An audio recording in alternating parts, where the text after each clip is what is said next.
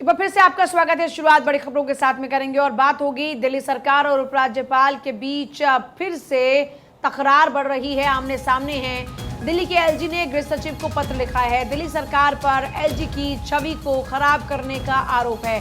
दिल्ली सरकार पर supreme court और हाई कोर्ट में फर्जी मुकदमों का आरोप है। पत्र में शराब नीति और फरिश्ते स्कीम का भी जिक्र है।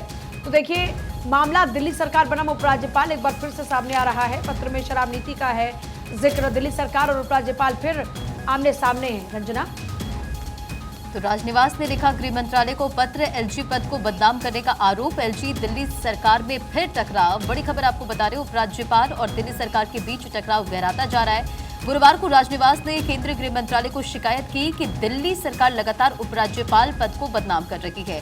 बेवजह झूठ बोला जा रहा है, जिससे कोर्ट में नए मामले बढ़ रहे हैं। दरअसल मुख्यमंत्री की गिरफ्तारी के बाद आप नेताओं ने राष्ट्रपति शासन लगाने की आशंका जताई थी और ऐसे में यह पत्र राजनीतिक गलियारे में बेहद अहम माना जा रहा है। एलजी कार्यालय ने पत्र में लिखा कि अदालत से जुड़े मामले दिल्ली के मुख्य सचिव और उपराज्यपाल के पास पेश किए जाने चाहिए, लेकिन दिल्ली सरकार ऐसा नहीं कर रही है। सार्वजनिक खजाने के करोड़ों खर्च होने के साथ ही अधिकारियों का समय खराब हो रहा है और पत्र में यह भी कहा गया कि बेवजह झूठ बोला जा रहा है, जिससे अदालत में नए मामले बढ़ते जा रहे हैं। पलक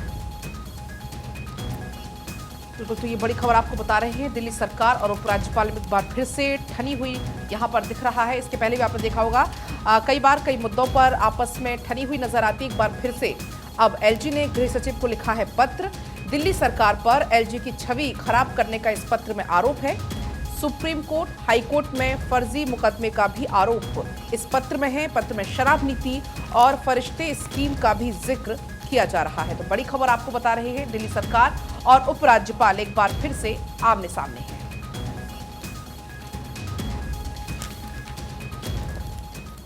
और चलिए आगे बढ़ेंगे। एक बार फिर से जिक्र हम करेंगे ईरान का, क्योंकि ईरान के बदला लेने का संकल्प। इजरायल ने अपनी सुरक्षा बढ़ा दी है। जितने भी सैन्य कर्मी हैं सभी को अलर्ट पर रहने का निर्देश दिया है। दमिश्क में ईरानी दूतावास पर हमले का पूरा मामला है। आपको याद होगा कैसे हमले को अंजाम दिया गया था और हमले में ईरान के 2 जनरल मारे गए थे। लेकिन अब यहाँ पर साफ तौर पर अलर्ट रहने का निर्देश तमाम जो सैन्य कर्मी उनको दे दिया गया है कि आप लोग अलर्ट पर रहिए, क्योंकि जो पिछले दिनों हमला हुआ था दमिश्क में ईरानी दूतावास में, कई लोग इसमें मारे गए थे, जिसमें 2 जनरल भी थे शामिल। कई लोग इसमें घायल हुए थे। लेकिन अब ईरान लेगा बदला। इजरायल ने सुरक्षा बढ़ा दी है कि कभी भी ईरान बदला ले सकता है और इसके लिए इजरायल पूरे तरीके से तैयार नजर आ रहा है।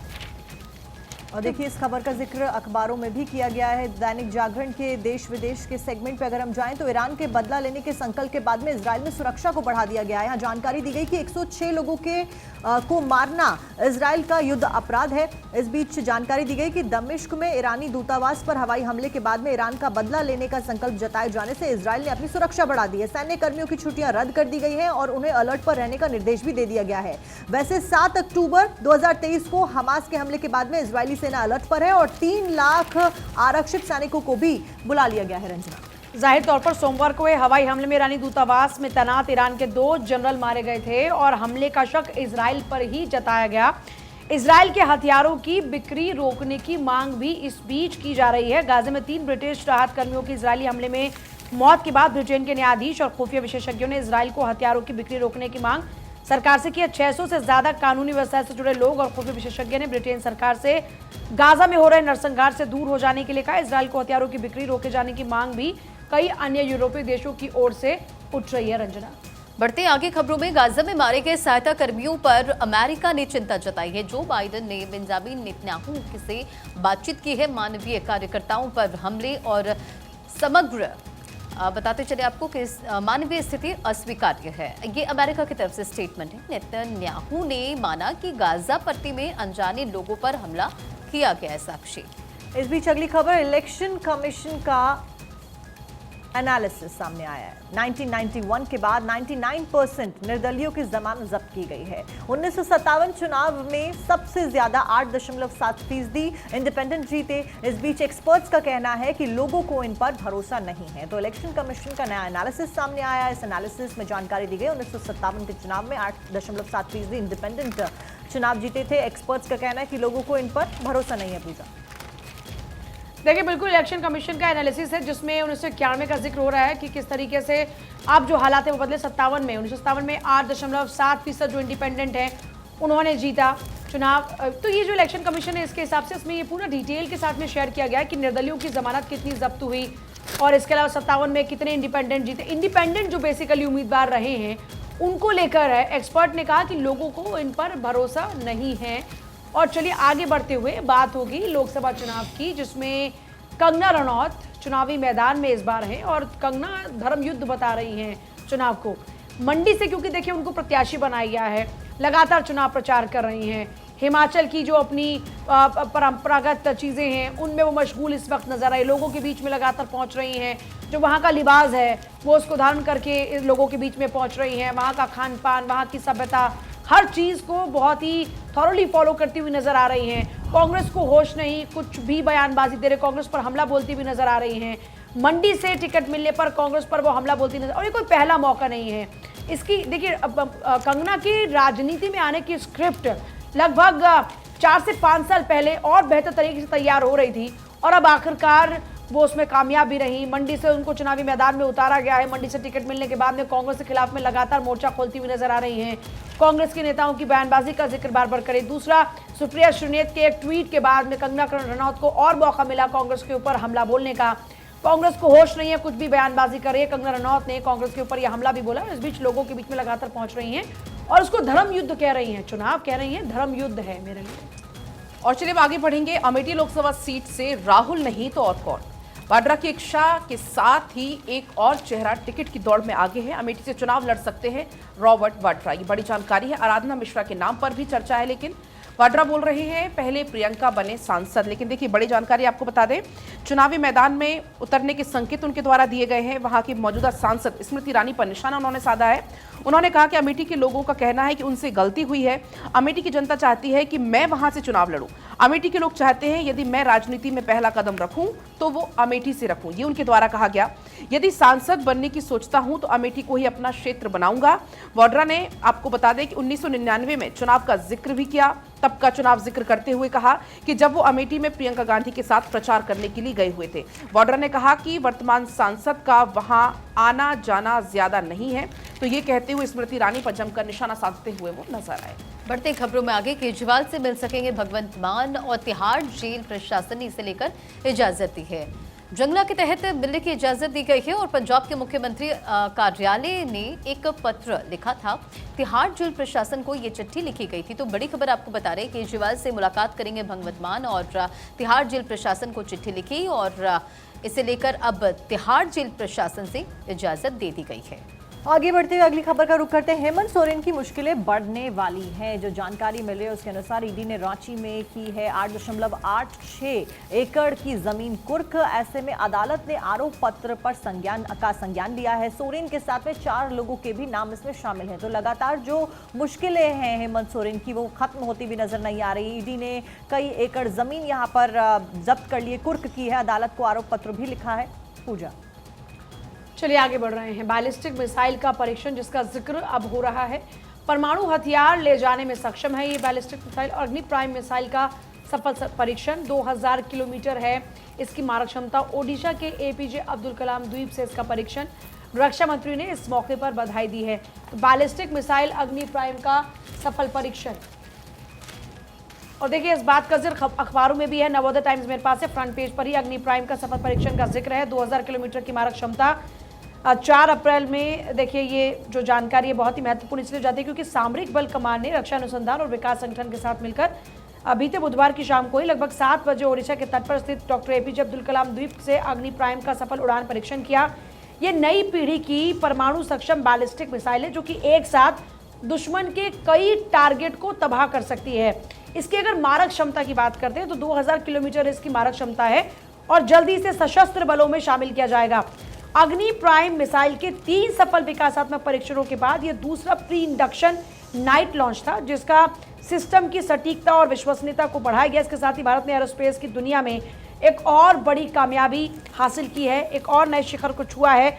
उड़ान डेटा को कैप्चर करने के लिए टर्मिनल बिंदु पर 2 डाउन रेंज जहाजों सहित विभिन्न स्थानों पर रडार, टेलीमेट्री और इलेक्ट्रो ऑप्टिकल ट्रैकिंग सिस्टम जैसे कई रेंज इंस्ट्रूमेंटेशन जो है वो इसमें तैनात किए गए हैं। तो कुल मिलाकर आप समझ सकते हैं कि सामरिक तौर पर इसकी महत्ता क्या है और जल्द ही ये हमारे देश की सैन्य ताकत को बढ़ाने में मदद करेगी। और अब चलिए आगे बढ़ेंगे और अगली खबर है आपसे जुड़ी हुई, आपके जेब से जुड़ी हुई। दरअसल जो शाकाहारी थाली है वो अब महंगी हो गई है। आलू, प्याज, टमाटर काफी महंगा हो गया है। 27 रुपए प्रति प्लेट हो गई है कीमत। मांसाहारी थाली के दामों में भी कमी दर्ज हुई है। रिपोर्ट में ये बड़ा खुलासा हुआ है। अगर शाकाहारी आप हैं तो आपके लिए ये बड़ी जानकारी है कि शाकाहारी थाली महंगी हो गई है, लेकिन मांसाहारी थाली के जो रेट है उसमें कमी दर्ज की गई है। बिल्कुल, मांसाहारी थाली की कीमत 7% घटी है और इसका जिक्र अखबारों में भी है। प्याज, टमाटर और आलू की कीमतों में उछाल से शाकाहारी थाली 7% महंगी और मांसाहारी सस्ती हो गई है। तो 2023 में शाकाहारी थाली सालाना आधार पर 7% तक महंगी हो गई।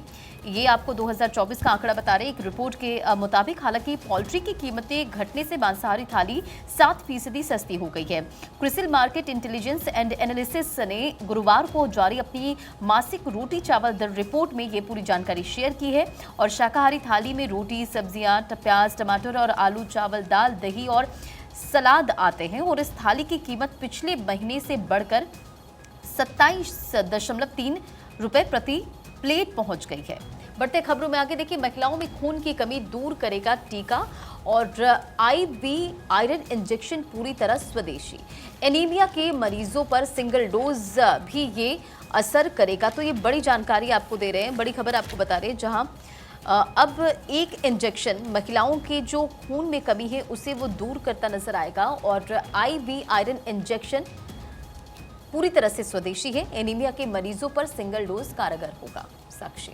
और इस बीच आगे बढ़ते हुए अगली खबर दिल्ली से। दिल्ली पुलिस को एक बड़ी सफलता हासिल हुई है। आपको जानकारी के लिए बता दें कि पुलिस ने चुनाव से पहले हथियारों की एक बड़ी खेप बरामद की है। ये कार्रवाई नॉर्थ ईस्ट जिले की स्पेशल स्टाफ पुलिस ने वेलकम इलाके में की है दिल्ली के। इस दौरान पुलिस ने सप्लायर और अदनान को भी गिरफ्तार किया। सप्लायर का नाम अदनान बताया जा रहा है, जिसको पुलिस के द्वारा फिलहाल गिरफ्तार कर लिया गया है। पुलिस को अदनान के पास से 8 सेंटीमीटर ऑटोमेटिक पिस्टल और 80 कारतूस भी बरामद किए गए हैं। अदनान जेल में बंद कुख्यात बदमाश हाशिम बाबा के लगातार संपर्क में था और फिलहाल ये बड़ी संख्या में हथियार बरामद किए गए हैं। तस्वीरें भी सामने आई है। बड़ी सफलता इलेक्शन से पहले पुलिस के हाथ लगी है। फिलहाल लगातार अदनान के साथ में यहाँ पर जांच पड़ताल की जाएगी और पूछा जाएगा सवाल जवाब कि कहाँ से आखिरकार ये हथियार आए और किस यूजेज में इनको लेके आना था। देखिए, बिल्कुल दिल्ली पुलिस के लिए ये बड़ी कामयाबी है। 8 पिस्टल और 80 कारतूस बरामद हुए हैं। जेल में बंद हाशिम बाबा के संपर्क में ये लगातार था और इसलिए दिल्ली पुलिस के लिए एक बड़ी कामयाबी के तौर पर उसको देखा जा रहा है। चुनाव से पहले हथियारों की एक बड़ी खेप बरामद हुई है और स्पेशल स्टाफ पुलिस ने वेलकम इलाके में ये कार्रवाई करते हुए पूरा का पूरा रिकवरी किया है। पुलिस ने सप्लायर अदनान को भी गिरफ्तार किया है। और चलिए आगे बढ़ते हुए बात होगी कर्नाटक की, जहां कर्नाटक के विजयपुरा में बोरवेल में एक मासूम गिर गया। 1.5 साल का बच्चा 20 फीट गहरे बोरवेल में गिरा। SDRF ने बच्चे को सुरक्षित बाहर भी निकाला और नवोदय टाइम में फ्रंट पेज पर यह खबर है, जिसमें कर्नाटक में बोरवेल में फंसे बच्चे को 20 घंटे बाद बचा लिया गया। सुरक्षित बच्चे को बाहर निकाल लिया। कर्नाटक के विजयपुर जिले के इंडी तालुका के लाचियाना गांव में बोरवेल में गिरे 2 साल के बच्चे को करीबन 20 घंटे के बचाव अभियान के बाद में वीरवार को अपराह्न सुरक्षित बचाया गया। बोरवेल के अंदर 16 फुट की गहराई में फंसे बच्चे सात्विक सतीश मुजागोन को सुरक्षित बाहर निकालते ही खुशी की लहर दौड़ गई। बच्चे को तुरंत एक मेडिकल टीम अस्पताल लेकर पहुंची। जो अधिकारी मौजूद थे मौके पर, उन्होंने कहा कि बच्चे को बोरवेल से बाहर निकाल लिया गया। उसके शरीर पर कोई चोट का निशान नहीं था। अब यहाँ तक कि इस पूरे मामले को लेकर मुख्यमंत्री सिद्धरामैया की ओर से भी कहा गया कि बच्चे की सुरक्षा के लिए हम 24 घंटे काम करते रहे।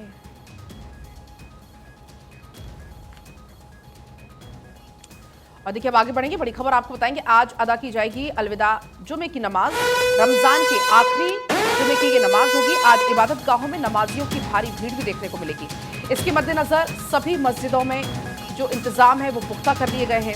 अलविदा नमाज के मद्देनजर सुरक्षा के कड़े इंतजाम किए गए हैं, पुख्ता इंतजाम किए गए हैं। खासकर जो मिली जुली आबादी वाले इलाके हैं उसमें ज्यादा फोर्स की तैनाती की गई है, ज्यादा पुलिस बल की तैनाती की गई। देखिए पैदल मार्च यहां पर सुरक्षा बलों की तरफ से निकाला जा रहा है और शांति का संदेश इन सुरक्षा कर्मियों के द्वारा दिया जा रहा है। पैदल मार्च निकालते हुए रमजान के आखिरी जुमे की जो नमाज है वो आज अदा की जाएगी। तो रमजान के आखिरी जुमे यानी कि अलविदा जुमे की नमाज आज अदा की जाएगी और इससे लेकर पुलिस अधिकारी की तरफ से क्या कुछ कहा गया, सुनाते हैं। चुनाव और जो त्योहार हैं हमारे आगामी, उनको लेके हम लोग निरंतर अपनी सक्रियता बनाए हुए हैं और हमें जो जनपद में एरिया डोमिनेशन के लिए जो पैरामिलिट्री फोर्सेस को दी गई है उसको लेके हम लोग निरंतर भ्रमणशील हैं और रोड मार्च करते हैं। उसी क्रम में आज सिटी मजिस्ट्रेट और सीओ कोतवाली, सीओ कटघर के साथ में कई थानों के फोर्स के साथ ये रूट मार्च किया गया था, जिसमें थाना मुगलपुरा से लेके नागपनी और दल शहीद और कटघर तक ये रूट मार्च किया गया है। उद्देश्य यही है कि जो लोग अच्छे हैं उन्हें किसी प्रकार की दिक्कत न हो और जो बुरापंथी तत्व हैं उनको प्रभावी अंकुश लगे, इसी को दृष्टिगत हम लोग ये कार्रवाई निरंतर कर रहे हैं। उसी क्रम में आज की कार्रवाई की गई।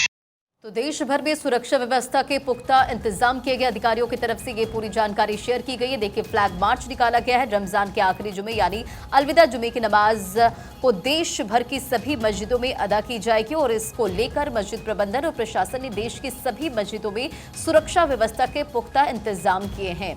दिल्ली की जामा मस्जिद की अगर बात करें तो अलविदा जुमे की नमाज पढ़ने के लिए बड़ी संख्या में लोग पहुंच रहे हैं और इसके अलावा लखनऊ शहर की मस्जिदों में हजारों की संख्या में लोग नमाज अदा करने के लिए पहुंच रहे हैं और इसके मद्देनजर सुरक्षा व्यवस्था के पुख्ता इंतजाम किए गए। रमजान के आखिरी जुमे पर मस्जिद प्रबंधन ने लोगों की सुविधा को लेकर तमाम तैयारियां की है, जैसे लोगों को तेज धूप से बचाने के लिए टेंट, पानी, नमाज अदा करने के लिए जान माज की व्यवस्था कराई गई है और ऐसा माना जाता है कि अलविदा नमाज के 5वें या 6वें दिन ईद की नमाज पढ़ी जाती है और इसके चलते मुस्लिम समाज के लोग ईद की तैयारियों में भी जुट गए हैं। खासा उत्साह है। शहरों में बड़ी संख्या में लोग खरीदारी कर रहे हैं और सुबह से शाम तक कपड़े, कॉस्मेटिक और सिवई की दुकान में लाइन भी लगी हुई है। हालांकि जुमे की अलविदा की नमाज को लेकर पुलिस ने सुरक्षा व्यवस्था पुख्ता कर दी है, जिसकी तस्वीर आपके स्क्रीन पर भी कड़ी सुरक्षा के बीच देश भर में नमाज अदा की जाएगी और सुरक्षा को लेकर ड्रोन से भी निगरानी रखी जा रही है। साक्षी, बिल्कुल, फिलहाल सुरक्षा के पुख्ता इंतजाम कर दिए गए हैं और इस बीच तस्वीरें भी सामने आई, अभी आप सुन भी रहे थे। पुलिस अधिकारियों के द्वारा पुख्ता इंतजाम किए गए हैं सुरक्षा व्यवस्था के, भीड़ ज़्यादा ना हो और इस बीच इबादत गाहों में नमाजियों की भारी भीड़ उमड़ेगी, ये पहले ही कह दिया गया है। इसके मद्देनज़र सभी मस्जिदों में खासा इंतजाम किए गए, पुलिस फोर्सेस लगाई गई हैं। नमाज के मद्देनज़र सुरक्षा के इंतजाम ये किए गए हैं और आज अदा की जाएगी अलविदा जुमे की नमाज। देखिए, रमज़ान के आखिरी जुमे की नमाज को लेकर तमाम तैयारियां की गई हैं। फ्लैग मार्च किया जा रहा है, इबादत गाहों में नमाजियों की भारी भीड़ क्योंकि उमड़ने वाली है, इसमें कोई भी माहौल ख़राब ना कर पाए, इसके मद्देनज़र सभी मस्जिदों में खास इंतजाम किए गए हैं। किसी भी तरीके की कोई भगदड़ ना मचे, किसी भी तरीके से कोई परेशानी ना हो, कोई असामाजिक तत्व ना आ जाए, हर लिहाज से तमाम तैयारियां की गई हैं। आज क्योंकि अलविदा जुमे की नमाज है, रमज़ान के आखिरी जुमे की नमाज है और बहुत ही ख़ास है यानी आज का दिन, क्योंकि रमज़ान का पाक महीना चल रहा है और ऐसे में आखिरी जुमे की नमाज को लेकर ज़ाहिर तौर पर लोगों की भीड़ जुटने की उम्मीद है। ऐसे में ख़ास तौर पर मस्जिदों के अंदर कुछ खास इंतजाम किए गए हैं, सुरक्षा के पुख्ता इंतजाम हैं। अब इसके अलावा फोर्सेस को भी डिप्लॉय किया गया है ताकि कोई भी माहौल को ख़राब ना कर पाए। तो ये देखिए, आप तस्वीरें भी देख सकते हैं। यहाँ पर फ्लैग मार्च किया जा रहा है, पैदल मार्च निकाला जा रहा है। सड़क पर कहीं पर भी नमाज ना अदा की जाए, इसको भी सुनिश्चित किया जा रहा है। साथ ही आपको बता दें, जो पुलिस प्रशासनिक अफसर हैं उन्होंने इस पाबंदी की बाबत अपना रुख भी सख्त कर दिया है, साफ कर दिया है। वहीं जिन मस्जिदों में नमाजियों की भारी भीड़ उमड़ेगी वहां पर पुलिस बल के साथ साथ पीएसी जवानों की तैनाती की भी तैयारी यहां पर की जा रही है।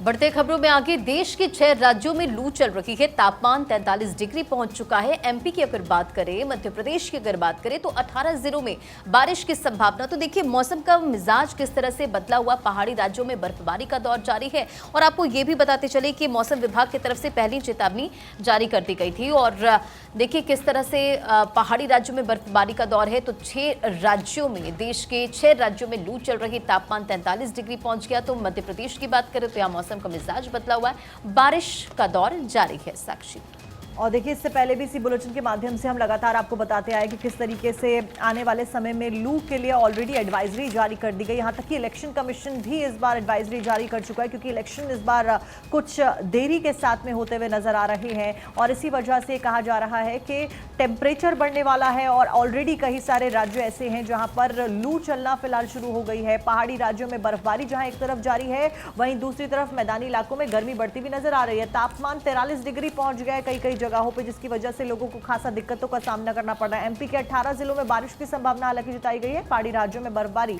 उधर जारी है। पूजा और दैनिक भास्कर में तो बाकायदा इसके लिए पूरी एक रिपोर्ट छपी है। मुझे लगता है कि हर अखबार में हर दिन इस तरह की जो रिपोर्ट्स है वो छप रही हैं।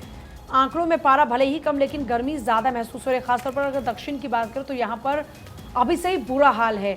और यही वजह है कि देखिए इलेक्शन कमीशन ने भी जो टाइमिंग्स थी उसमें अब थोड़ा बदलाव किया, क्योंकि गर्मी बहुत ज़्यादा होगी तो जाहिर तौर पर लोग अपने घरों से बाहर नहीं निकलते। और जाहिर तौर पर इलेक्शन कमीशन की जो पूरी कोशिश रहती है वो रहती है कि वोट परसेंटेज में इजाफा हो, लोग अपने घरों से बाहर निकलें और ज़्यादा से ज़्यादा वोट करें। चलिए आगे बढ़ते, बात होगी तेलंगाना की। तो तेलंगाना के सूर्यापेट में एक दर्दनाक हादसा हुआ है, जहां पर जो ओवरलोड ऑटो था उससे कार टकराई, जिसमें 2 महिला और 2 साल के एक बच्चे की मौत हो गई। हादसे में कई लोगों की गंभीर चोटें आने की भी सूचना है। तो ये एक और खबर है, तेलंगाना से बड़ी खबर है।